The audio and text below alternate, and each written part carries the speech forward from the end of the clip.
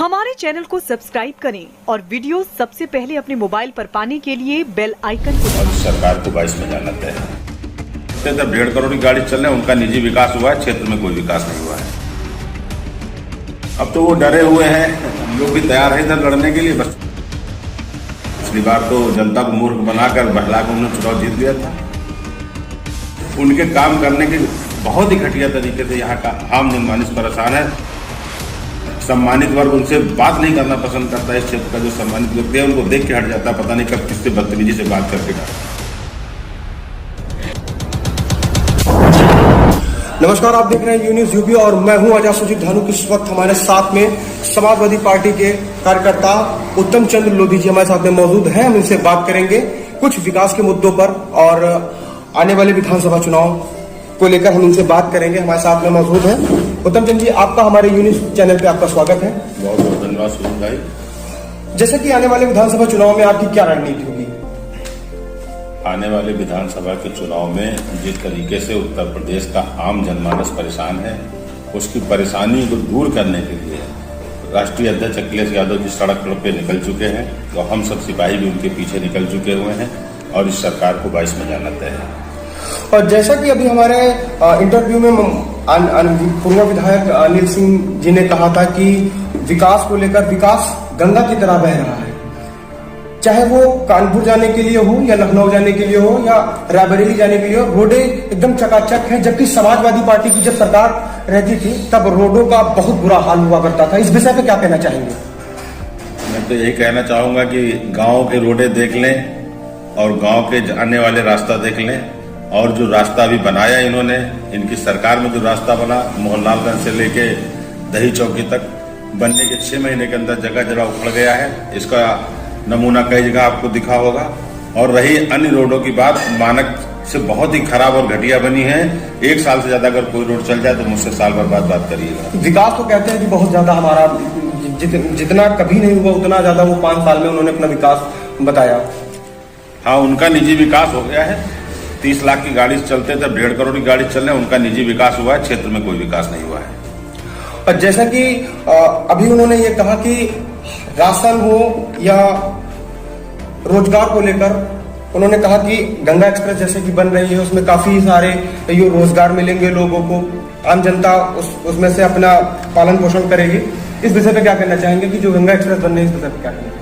मैं तो ये पूछना चाहूंगा विधायक जी से, अपने निजी स्तर पर कितना रोजगार अपनी विधानसभा में लाए हैं और मुझे ये बता दें कि कितने बच्चों को उन्होंने 5 साल में नौकरी दिलाई है। कहते हैं गाँव में जो मजदूर जो गाँव में मनरेगा चल रहा है उनकी सरकार में आई है और उसकी पहली सरकार में जो कि किसान हुआ करता था बहुत तंगी रहा करती थी किसानों को लेकर। देखिए, मनरेगा कांग्रेस के समय से चल रहा है, उनकी योजना को भारतीय जनता पार्टी भी आगे ले जा रही है। लेकिन मैं ये जानना चाहता हूँ विधायक ने अपने स्तर से कितने रोजगार इस पूर्व विधानसभा के लिए उपलब्ध कराए। मैं उनकी गिनती जानना चाहता हूँ, उनसे पूछना चाहता हूँ कि उन्होंने निजी स्तर पर योजनाएं तो बहुत गिनाते हैं, योजनाएं तो बहुत गिनाते हैं, जैसे कि आवास हो या राशन हो, हर चीज का कि जब कभी जैसे कि मान लो उनको ये भी कहते हैं कि जैसे कि पहले समाजवादी पार्टी की सरकार में 200 घरों में बिजलियां हुआ करती थी। जब से उनकी सरकार बनी है तब से हर गांव में बिजली पहुंच चुकी है। बहुत से गांव में बिजली अभी भी नहीं पहुंची है। और जहां तक राशन की बात है तो उन्होंने बता दिया है, पहले ही घोषणा कर दी कि ये योजना सिर्फ मार्च तक है, जब तक चुनाव है। जिस दिन चुनाव खत्म हो जाएगा ये योजना भी खत्म हो जाएगी। लेकिन हम समाजवादी लोग ये प्रयास करेंगे कि इससे बेहतर योजना जो है कमजोर वर्ग के लिए लाई जाए ताकि उनके परिवार में कोई भी भूखा न सो सके। जैसा कि अभी 2017 में आप जब भारतीय जनता पार्टी से आपको टिकट मिली और आप चुनाव लड़े, क्या सोचकर आप समाजवादी पार्टी में आए? देखिए, भारतीय जनता पार्टी में बहुत ही बंटवारा करने वाली पार्टी, भाई भाई को बांट रही थी। मैंने ये देखा कि आपसी मतभेद समाज में बहुत बढ़ाया जा रहा है इस पार्टी के द्वारा। इसलिए मैं अखिलेश जी के साथ आके खड़ा हुआ, क्योंकि अखिलेश जी सबकी बात करते हैं, सबको साथ लेके चलते हैं और इस देश में जो वही व्यक्ति जो है शासन करेगा जो सबको साथ लेके चलेगा। जैसा कि उन्होंने एक जनसभा में उन्होंने संबोधित करते हुए यह भी कहा कि पूर्व विधायक उदयराज यादव और आप में कांटे की कुश्ती चल रही है और कौन किसको मात देता है देखते हैं। अब तो वो डरे हुए हैं, कांटे की कुश्ती का है, हमारा आपसी दोस्ताना है। सारे प्रत्याशी मिलकर टिकट मांग रहे हैं। राष्ट्रीय अध्यक्ष जिसको भेजेंगे हम सब मिलकर उसके साथ होंगे, और मुझे मिलेगा तो वो मुझे लड़ाएंगे, या अन्य किसी को मिलेगा तो वो तो कहते हैं हम चुनाव के अखाड़े में खड़े हैं, जिसको लड़ना है वो लड़ ले। ठीक बात, अच्छी बात है, अखाड़े में खड़े हैं तो हमारे पहलवान हम लोग भी तैयार हैं इधर लड़ने के लिए। बस चुनाव की घोषणा होने दीजिए, पता चल जाएगा इस बार उनको कि चुनाव क्या होता है। पिछली बार तो जनता को मूर्ख बनाकर बहला कर उन्होंने चुनाव जीत लिया था। 5 साल में उनके एक एक कारनामों से जनता जान चुकी है, उनकी कारगुजारियों से वाकिफ हो चुकी है, उनके घमंड से, उनके अहंकार से, उनके काम करने के बहुत ही घटिया तरीके से यहाँ का आम जनमानस परेशान है। सम्मानित वर्ग उनसे बात नहीं करना पसंद करता है। इस क्षेत्र का जो सम्मानित व्यक्ति है उनको देख के हट जाता है, पता नहीं कब किससे बदतमीजी से बात करके डांटते हैं।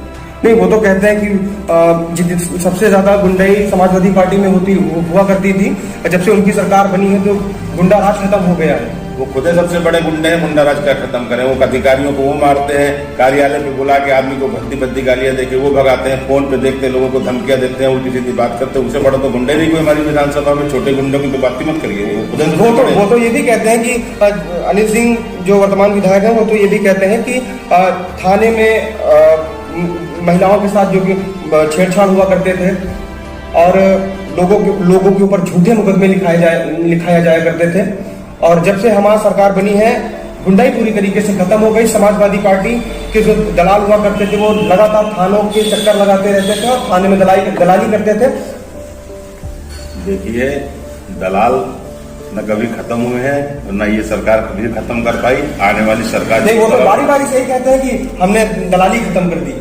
हम विधायक बनेंगे तो दलाली खत्म होगी, ये तय है। लेकिन पुरवा, मौरावा सारे थानों को पता है। असुआ भी थाना आप जानते हैं, चिन्हित नाम है जिन्होंने पूरे 5 साल थाने चलाए हैं और उनके बगैर ऐसो की हिम्मत नहीं थी ऐसो कोई कार्रवाई किसी भी कर दे या किसी को न्याय दे सके। न्याय उनके कहने पे अन्याय के साथ हुआ, खड़े हुए हैं। न्याय किसी को नहीं मिला पूर्व विधानसभा में।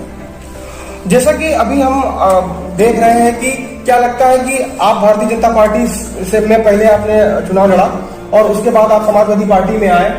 हम अधिकतर देख रहे हैं कि चाहे वो जिला अध्यक्ष हो या सुनील सिंह साजन हो, अन्य बड़े कार्यकर्ता हो, वो अधिकतर आपके साथ ना रह करके हमने अधिकतर कार्यक्रमों में देखा है कि उदयराज यादव जी के साथ में ज्यादा हमने देखे, जबकि हमने आप सभी सपा नेताओं में से सबसे अलग हैं, मैंने अलग दिखते हैं। देखिए, ऐसा कुछ भी नहीं है। हमारे सभी बड़े नेता, माननीय जिलाध्यक्ष सब हमारे साथ हैं। वो एक एक पार्टी कार्यकर्ता के साथ। ऐसा तो नहीं कि मतलब कि आप पहले भारतीय जनता पार्टी से रहे, बाद में आप समाजवादी पार्टी में आए? ऐसा कुछ नहीं। राष्ट्रीय अध्यक्ष जी ने मुझे शामिल कराया है और जब राष्ट्रीय अध्यक्ष जी की इच्छा है तो हमारे सभी सिपाही हमारे साथ हैं और सब मदद करते हैं। अभी माननीय मुलायम सिंह जी का जन्मदिन हम लोगों ने मनाया था, जिलाध्यक्ष जी हमारे कार्यक्रम में आए थे, यूजन के जिलाध्यक्ष हमारे कार्यक्रम में आए थे, सुनील भाई भी कई बार कार्यालय में आके हम सब कार्यकर्ताओं को मनोबल बढ़ाते रहते हैं। हमारी पार्टी में कोई मतभेद नहीं है। हाँ, उनके साथ भी जाते सब लोग, हमारे साथ भी आते हैं, अन्य जो लोग माने उनके साथ भी सारे जिलाध्यक्ष और पदाधिकारी आते जाते हैं। इसमें कोई किसी प्रकार का मतभेद नहीं है। जैसा कि अगर आप विधायक बनते हैं तो सबसे पहले पूर्व विधानसभा में ऐसा कौन सा काम करेंगे जिससे आज तक किसी ने नहीं किया होगा? देखिए, मेरा सबसे पहला प्रयास है अच्छी शिक्षा की व्यवस्था करना।